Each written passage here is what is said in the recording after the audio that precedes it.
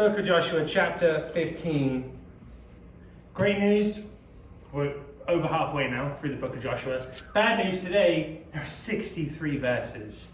Worst news is a lot of those words in those verses are places that are going to be mispronounced. So I apologize going forward, but we're going to do the best we can and look at some key points about this whole chapter. So, got my three sections as usual. The first one is section 1, verses 1 through 12, the borders of the province of Judah. Okay, so it says this in the Bible. This then was the lot of the tribe of the children of Judah by their families. Even to the border of Edom, the wilderness of Zin southward was the uttermost part of the south coast. And their south border was from the shore of the salt sea, from the bay that looketh southward. And we came out to the south side to Malay Akrabim, and passed along to Zin, and ascended up to the south side unto Kadesh Barnea, and passed along to Hezron, and went up to Adar, and fetched a compass to Karkar. I need a compass, I'm lost. So from thence it passed towards Asmon, and went out unto the river of Egypt, and the goings out of that coast were at the sea. This shall be your south coast. And the east border was the salt sea, even unto the end of Jordan. And their border in the north quarter was from the bay of the sea at the uttermost part of Jordan. And the border went up to Beth Hogla, and passed along by the north of Beth Araba. And the border went up to the stone of Bohan, the son of Reuben. And the border went up toward Debir from the valley of Achor, and so northward, looking towards Gilgal. That is before the going up of the Adamim, which is on the south side of the river, and the border passed toward the waters of En Shemesh. And the goings out thereof were at En Rogel. And the border went up by the valley of the son of Hinnom, unto the south side of the Jebusite. The same is Jerusalem. And the border went up to the top of the mountain that lieth before the valley of Hinnom westward, which is at the end of the valley of the giants northward. That's a really important thing to remember. Giants from north, right? And the border was drawn from the top of the hill unto the fountain of the water of the Nephtoah, and went out to the cities of Mount Ephron, and the border was drawn to Bala, which is Kirjath Jearim. There you go. And the border compassed from Bala westward unto Mount Seir, and passed along unto the side of the Mount Jearim, which is Chesalon on the north side, and went down to Beth Shemesh, and passed on to Timnah. Verse 11, and the border went out unto the side of Ekron northward, and the border was drawn to Shikron, and passed along to Mount Bala, and went unto Jabneel, and the goings out of the border were at the sea. And the west border was to the great sea, and the coast thereof. This is the coast of the children of Judah, round about according unto their families. Okay. A lot of places, a lot of things going on here, okay? Anyone know anything about any of these places that we just talked about? No, nothing. Okay. Let me just run this through. Okay. Judah's inheritance, the tribe of Judah, they actually inherit the biggest chunk of land. Okay. Geographically, it's the largest area of all the tribes. All the other tribes get smaller. Judah gets like the biggest chunk. Why? Anyone got any ideas? Good. When Benjamin was in jail, didn't he want to stay, right? I think. You think? Yeah, back in the Old Testament. Benjamin went to jail. Well, no, Joseph was gonna keep him, Okay. right?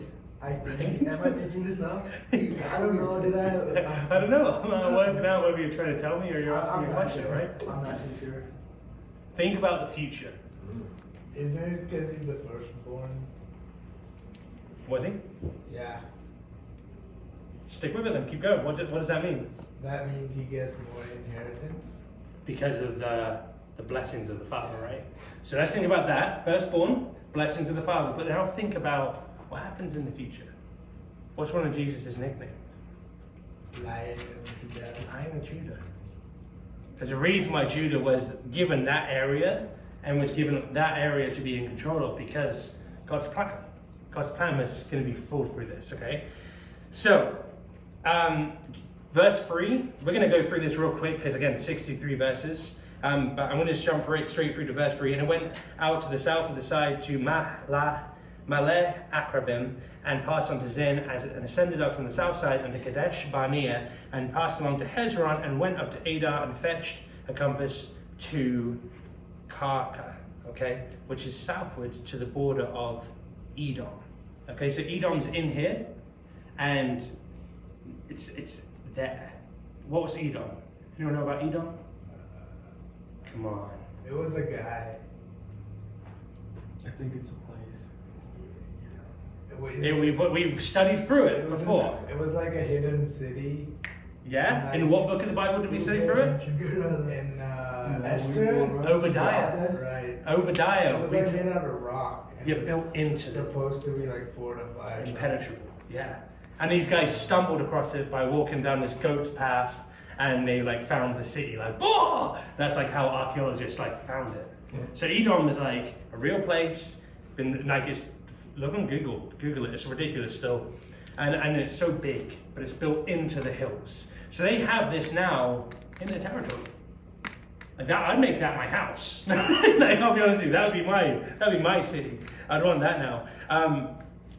And verse and it's really interesting to think about. We've already been there. We've already studied through that. Obadiah was a big deal, but this is setting up to that, right? Obadiah's not happened yet. Obadiah's a couple of books over in the Bible. We're in Joshua. Things happen to make Edom a bad place, a place that needs to be taken over. Okay, so verse 4 talks about this river, and it went out into the river of Egypt, and the goings out of that coast were at the sea. This should be a south coast. The Egypt is called the Wadi, W-A-D-I, the river Wadi. It was a river that flows from the northern peninsula into the Mediterranean Sea. So it's flown all the way down through the land, right? And it's a big river. Not as big as a different river in Egypt, but still, they got a major river running through their property. That's a pretty great thing. Verse 5 talks about the Salt Sea. What is the Salt Sea? The Dead Sea. The Dead Sea. Why is it called the Dead Sea? Because nothing was there. Why? Because it's salty. Because it's too salty. There you go, full circle. Look at that. Right? But because of the huge amount of salt, there isn't anything that can live in it. They have like bacteria that lives in there, but otherwise nothing else. Like when floods happen, and fish like, whoa, let's check it out, let's go check out this big body of water over here. They go there, and then the waters come back down, and they're left in this salty sea, and then they just die. They do not last long. Things cannot live there. My stepdad actually went there, and he went to try and swim in it, and was able to sit back like he was reclining on a couch, feet up in the air, and just sit right on top of the water because the concentration was that intense. Buoyancy. It's ridiculous. Buoyancy, there you go. That's the big science word. No, the big science word is Beth Hogler. Okay? Buoyancy. Beth Hogler. So I want you to think about this. Beth Hogler, verse 6, and Beth Araba. Beth Araba is identified with Kerbet Qumran. Anyone know why that's a big deal? Think about Edom. Where was Edom? In the mountains, caves. What was found in caves and mountains that is so significant to the Bible? Bats. Not bats. The Dead Sea Scrolls. Oh. The Dead Sea Scrolls. They were found in caves in this area. So again, this is all tying, like history is being tied into this area. That's why it's so important that we look at this stuff and just go, it's not just a list of names. It's not just a geography test. It's tying in history to the Bible. Tying in, when those architects stumbled across Edom, they found Edom and they knew it was Edom because of the description in the Bible. The Dead Sea Scrolls came and proved the Bible, and it's the fact that they're in this place, in Kerbet Qumran, that's how they're able to find it. It's craziness, but it all proves the truth, the realness of God's word. So it's one of those things, I like how this all lines up. It's not as much like talking about specific people, it's talking about places that are actually real, places that exist. Maybe the name's changed now, maybe it's owned by a different country or something like that, but they're real and they're still there. Okay, verse 7, another place that we have heard of before, the Valley of Achor. Anyone remember that? Somebody got killed there. Yeah, Somebody he got was killed there. Somebody Who? got- stoned. Stoned to death, right? It The was dude who- Acker. That's what it's called. No, man.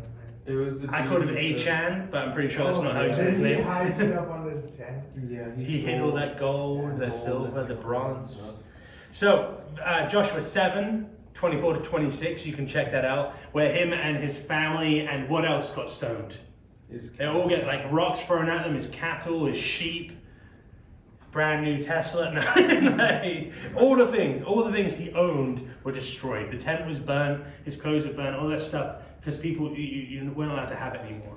Okay, so we're looking at places that we've been here before.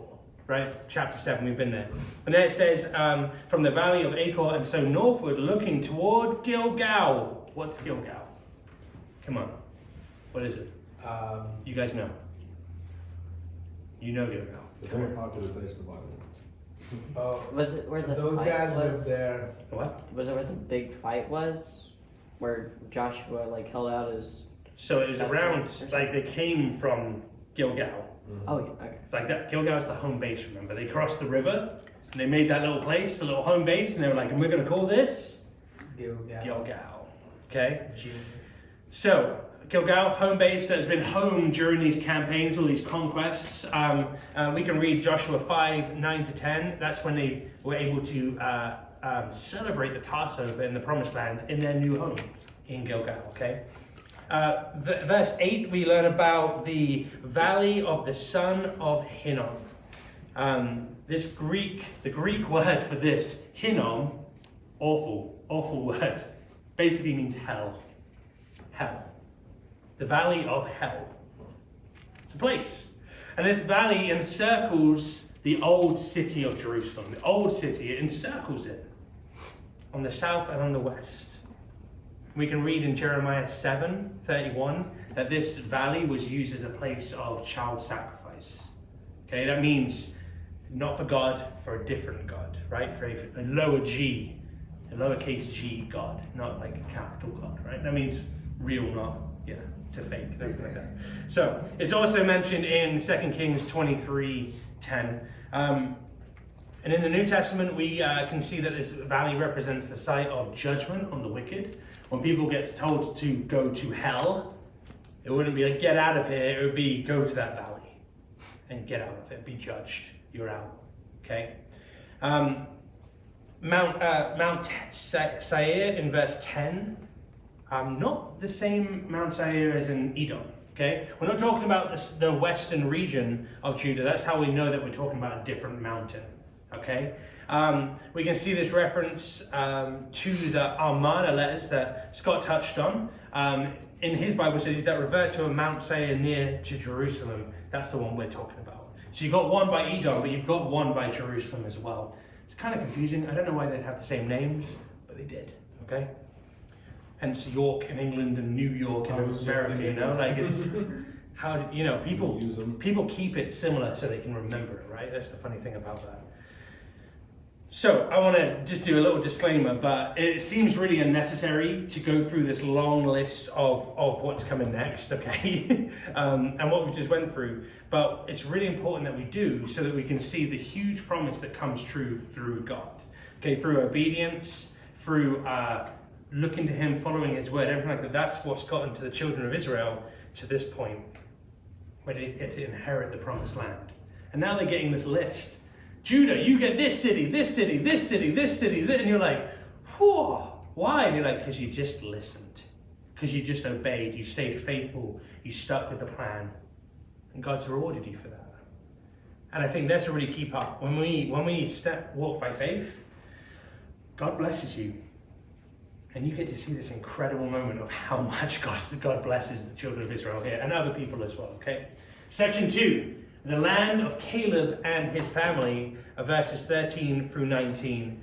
So it says this, and unto Caleb, the son of Jephunneh, he gave a part among the children of Judah, according to the commandment of the Lord to Joshua, even the city of Arba, the father of Anak, which city is Hebron.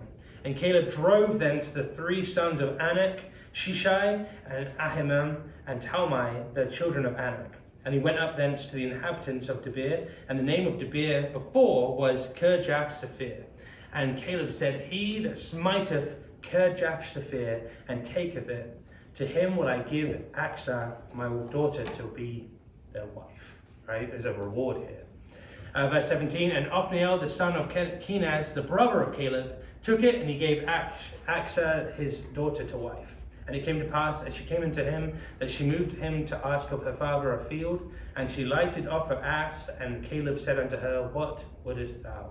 And who answered, Give me a blessing, for thou hast given me a southland. Give me also springs of water. And he gave her up the upper springs and the nether springs. Okay.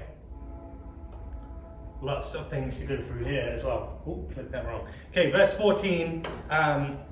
First things first, Caleb. Scott touched on Caleb last chapter, so check out chapter 14 there, and did a pretty in-depth thing there. So I'm not going to touch Caleb too much here, but I am going to talk about these couple of people that are mentioned here. Verse 14, Shishai, Ahamin, and Talmai, okay? Who are they? Why are they significant? There's three of them. They are the children of Anak. Does anyone know who that is, or anything about these guys? Wasn't Anak like a giant? Yeah, there we go. So these three Anakites, okay, were part of a clan of giant people who were alive 40 years earlier when Caleb spied out the land. Okay, that's the tie-in here. And he's now saying, he went back there and he drove them out. Get out of here. The people they were scared of before, the people who they were scared of, we don't want to go through that land. We're going to get killed. No, you're out of here now. Get out. Got some courage, got some might into him now. He's seeing what God's doing. Verse 15, we hear about the inhabitants of Debir. So, Caleb gets credit for basically getting Debir, like taking over Debir. However, in verse 17, we can read that Debir was actually captured by Othniel, one of Caleb's kinsmen. But here's the funny thing. He gets credit because he's the guy in charge of that section, right? That makes sense. Read back to Joshua 10, 36 to 39. The capture of Debir is actually credited to Joshua. So it's like, in this section, we're reading that Caleb gets the credit, but Othniel was the one that took the town. Othniel got his reward. He got his reward. He got his wife, and it says that he got his land, he got running water through the land, everything like that. Then Caleb gets the credit of being like, you're the guy that got him to do that, good job. And then we go back to Joshua 10, and we can read that Joshua was the one that actually put that whole thing into play. We need to take this land, do it by any means possible, which led to this. It's kind of funny how that works, right? It kind of trickles down from the top. So this plan, in verse 16, it says, He that smiteth Kirjath-Sepher and taketh it, to him will I give Achsah my daughter to wife, basically as your wife. So Caleb was not only a man who did really great and bold deeds, chasing out the Amalekites and people like that, right? He was also a man who encouraged others to do it as well. That's a really cool leadership thing. That's not just saying, I'm going to be the hero, I'm going to be the guy. I'm going to let you do it. I'm going to let you have the spotlight for a second. I'm going to let you be noticed that you are the guy. You're the hero here. And he encourages other people to step in by offering his daughter in marriage to the man who was bold enough to conquer a city to have her. That's really cool. You conquer the city, you take this army, you conquer that city, come home, you've got yourself a wife. None of these dating apps, none of the, that's just all you need to do is get out there and do it. Got yourself a wife. Yeah, you might die, but you have yourself a wife. Come on. You got something to say about that, Faz? Come on now. What if the daughter was just ugly and Caleb was trying to get rid of her? That's brutal, man. Well, clearly, Othniel didn't think that, otherwise he wouldn't have done it, right? But also think about the respect. It doesn't matter about what the daughter looks like. He respected Caleb, he respected his leadership, and he was being offered a great reward for this, so it's a big deal. So he did it, he took it, and he took Achsah as his wife. And that's a big deal. She even then went to go and say, hey, Dad, let me have a field. And he's like, oh, a field as well as... She's going back to Caleb and being like, I want a field. So, oh, yeah, you can have a field. Oh, I want water in that field. Oh, you want water in that field? That's a big deal. That's a big deal. That means you're not having to carry water. That means you're not having to water your plants by bucket load coming from a different place. That's a pretty high value property right there.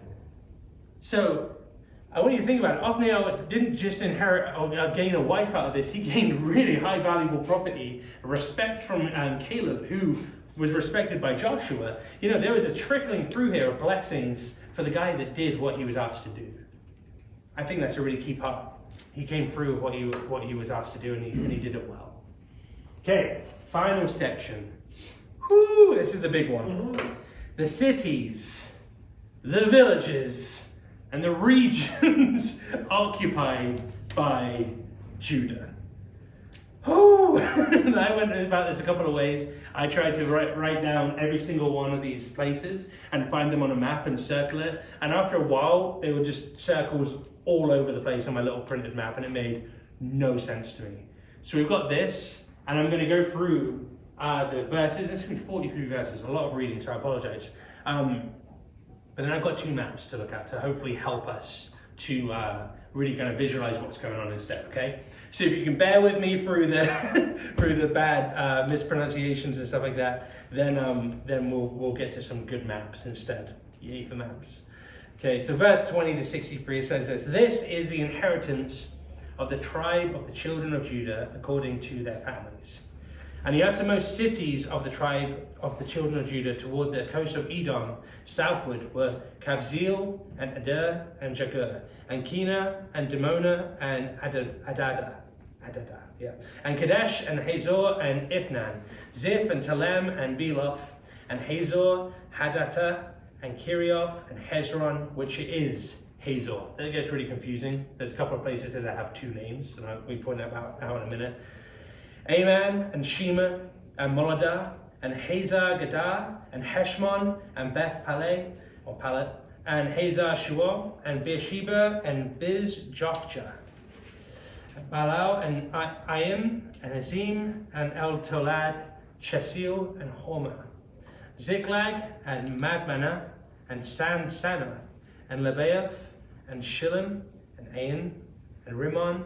All the cities are 29 with their villages. And in the valley, Ishtaol and Zoriah and Ashna and Zanoah and En Ganim, Tapua and Inam, Jarmuth and Adullam, Soko and Azekah, Sharaim and Adithaim, Gedera and Gederothaim.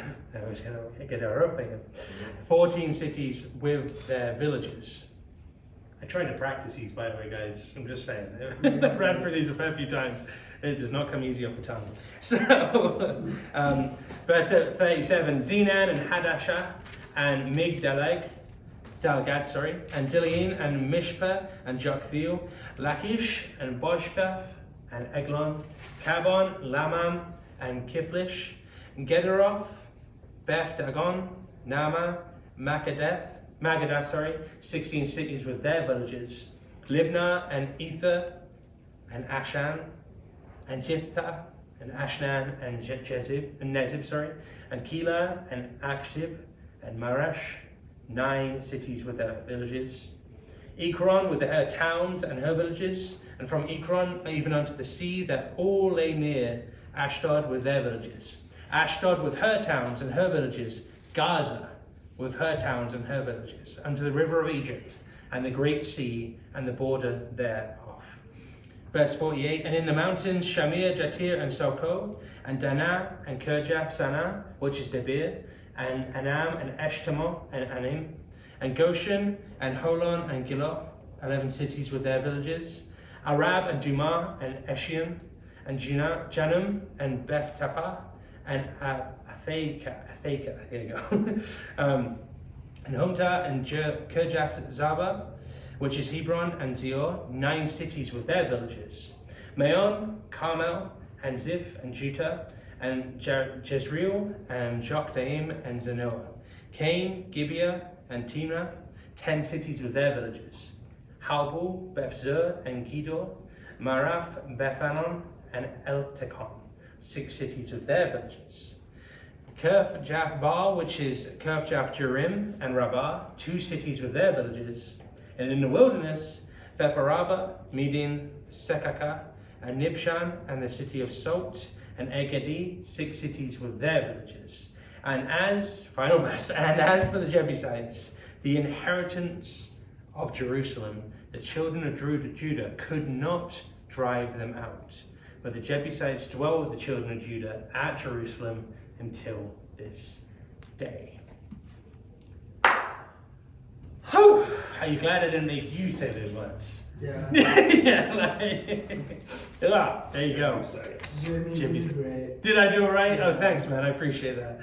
I don't know if I did.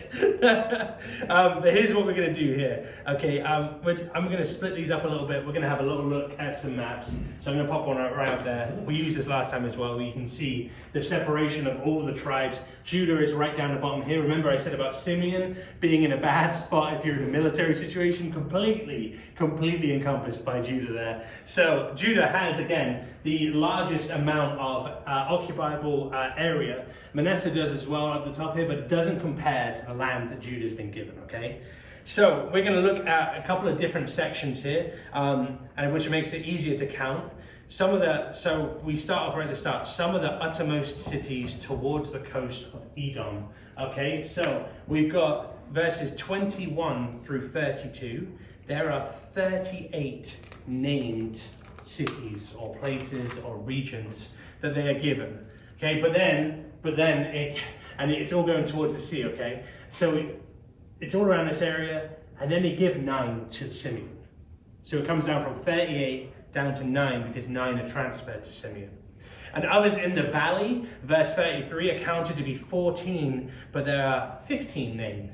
Okay, that's the funny thing about this. In verse 33, it says basically that there are sections here that different cities that are named the same thing. When I kind of said to you about Hezron and all those different things, it's because the city had 2 different names to different types of people.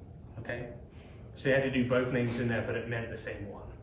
Mount Seir here, Mount Seir there, west and east, I don't know. That kind of idea. So 16 are named, 16 places are named without any area of distinction between verses 37 and 41, and 9 more in verses 42 to 44. Then there are the 3 Philistine cities in verses 45 to 47, so Ekron with her towns and her villages, Ekron even unto the sea that lay near Ashdod with their villages, Ashdod with her towns and villages, and Gaza with her towns and villages. So you've got all these areas here that you've got Gaza right here, okay? So they're going to be around this area. You've got Gath, which we know who came from Gath. Come on, who came from Gath? Joshua. No. Goliath, bro, come on. We're talking about the Philistines, man. Joshua, get out. Okay, then you have the mountains, the mountain area. Okay, 11 in all verses, so 48 to 51 is 11 places. 9 more mentioned in verses 52 to 54. 10 more mentioned in 55 to 57, and then 6 more in 58 and 59, then the final 2 in verse 60. So basically, you have 11, 20, 30, 36, 38 cities all built into the mountain area that they're claiming, that they're getting, okay? One of those would be Edom. One of those would be those built-in palaces built into the walls, but they're all mountainous areas. What are mountains really good for? Defense. That's why they would have had that many up there. Try and take a castle on top of a hill. It's real tough. Okay? That's the reason why they have quite a lot. And then you get this funny part when they talk about the wilderness. 6 cities in the wilderness. Clearly a part of the country that wasn't very inhabited. It's not very inhabitable. It wasn't as good to live there because it is the wilderness. There's nothing really there. Okay? The cities and the villages and the regions occupied by Judah. So that's all of them broken down right there for you. And this chunk of scripture tells us the long list of cities, 60 altogether, okay, which belong to Judah according to the geographical region. So let's have a look at this map now. when we take a look at a long list of cities, we should be able to see, we should be able to look at this map to understand why this is such a huge area and what they're actually inheriting here, okay? So you've got the Dead Sea right here, and you've got Gath, and you've got Gaza, and you've got Ekron right here. But do you notice any other big deal places that they're getting here? Any that are mentioned later on in the Bible? Any that are highlights of places that are very significant in the Bible? Jericho. Jericho, yeah, right here, okay? I don't know where, but Hebron too. Hebron's right here. Bethlehem right here. That's right, Jerusalem, Bethany. There are places here that are a big deal, okay? And it's not even just the fact that they've got like Bethlehem in there. But you could just go off of the fact they've got Jericho, that they've got Jerusalem. The place was the hub of like religion for so long. And they got it. They inherited that land. That's amazing.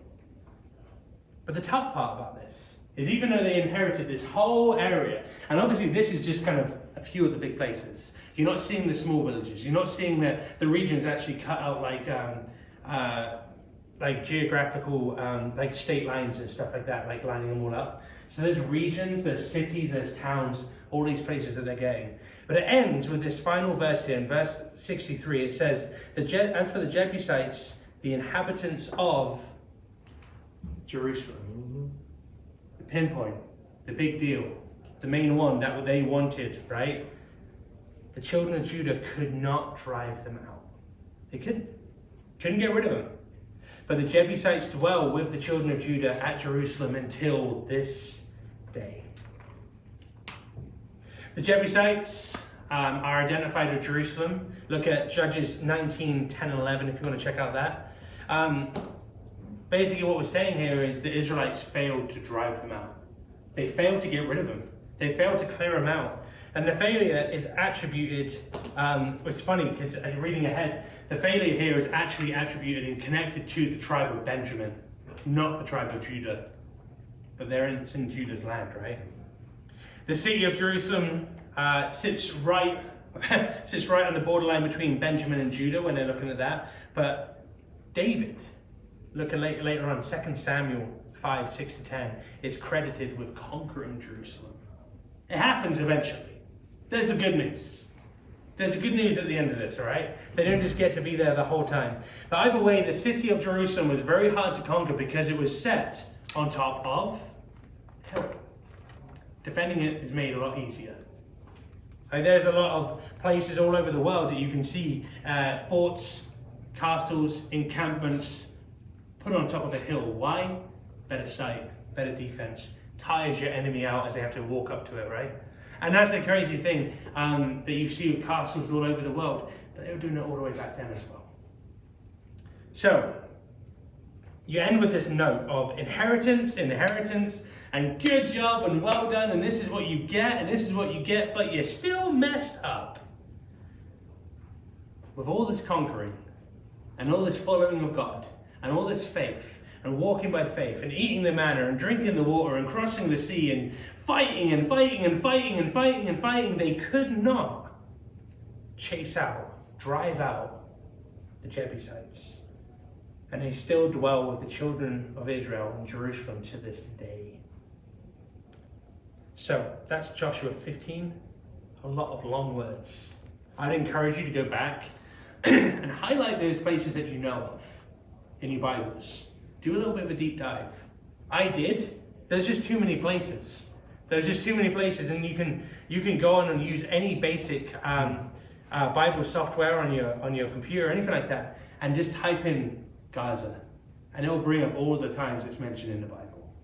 I dare you to type in Jerusalem and see how many times that comes up. But the point is that we can use what's being said here to help us understand God's big picture. Okay, which leads us to my 3 final points here. The first one is that exact thing. Understanding the details of God's plan allows us an idea of who God is. Understanding why it's so important that we know every single city that is get taken. It's so important. Because it all comes into play about God's inheritance. The inheritance that he's allowing to his children. Like a good father leaving an inheritance after he passed away. God's saying, hey, You've put your faith in me. You've continued. Here it is now. And the details of from the south to the north to the east to the west, how that all plays out, they know exactly what land they're allowed. Why? Because it's important to know where you're allowed to live, but also because that's what God said. That's the important thing there. You ever shared a bedroom in your life with a sibling? And you put a line down the middle, you cross over this line, you're on my side of the room now. Can you imagine that with these guys? They've just done all the conquering, they've gone through the whole of the wilderness, and now they finally just want to relax, and then they see whoever's face is walking through their land like, hey, come on, man. I just want to be here. Just let me chill for a second. I can only imagine that happened. I think it probably did. They just wanted to relax for a second. But the details of where the inheritance lands, whereabouts they get, it gives us a greater understanding of how God operates. God is an incredibly detailed God, down to the last area, how the borders all line up, how they all take a section that in the future points to glorify his plan with Jesus. It's amazing. One of Jesus' nicknames, again, Lion of Judah. Why? What land did they get? Where was he born? Where did he walk around? What places did he visit? We could look at that map again and be like, Jesus was all over this place. He's the Lion of Judah. Okay, second point here. The history of the inheritance is important because it sets the scene for the rest of the Bible. David, when he was drove out by Saul, when Saul was chasing after him, King Saul was like, I'm going to kill him because he's going to take my throne. Where did he hang out? Where did he find solace? Where did he find safety? It was in the inheritance of God, in those cities, in those places. Matthew 3 verse 1 tells us that John the Baptist preached in the wilderness of Judea.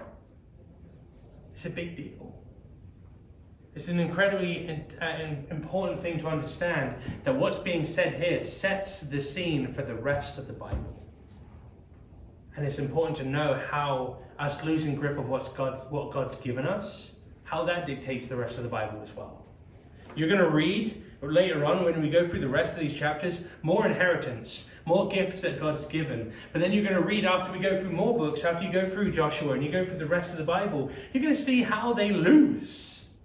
How they lose the grip of control. How they lose it to this tribe or that tribe or this war or this person just dies and someone else moves in. It happens. And it's really important that we understand that there has been a constant battle for what God has given to what we lose. God gave it to us as a gift and then we just lose it. Think about the truth of the word of God. God gave it to us as a gift. How manipulated is the world now? How changed is the world now? Even though we have an amazing gift. Just like these plots of land that get taken away and they lose and they get taken over by different things. That's our hearts. That's what happens in us every single day when we choose to follow the world instead of God. Okay? This is really important that we understand this and the hugeness of God's gift to us. But how important it is to cling to that as well. Verse 3, section 3 here. Finish the job God gave you. It's quite simple. From chapter 10, when they started taking over places, when they started trying to take over and really span out and start doing the big job, the job was clear. Complete conquer. Conquering completely. Not 95%, not 99.9%, 100% done. That's what was called for. That's what God asked for. Finish the job God gave you. Otherwise it comes back to bite you in the butt. It does. The job was made clear. Conquer, take over completely. It was the children of Judah, or the children of Israel, who chose to not. Just like when they were going through the wilderness and he said, go through these towns, and they turned around and said, those giant folk, they're too big and they're too scary. And they had to wander the wilderness another 40 years. Based off of what? Based off of fear. Based off of what? Based off of not listening and completing the job that God put out in front of them. So, that is Joshua chapter 15. Lots of places, lots of words, lots of mispronunciations. I apologize. I encourage you to study it more.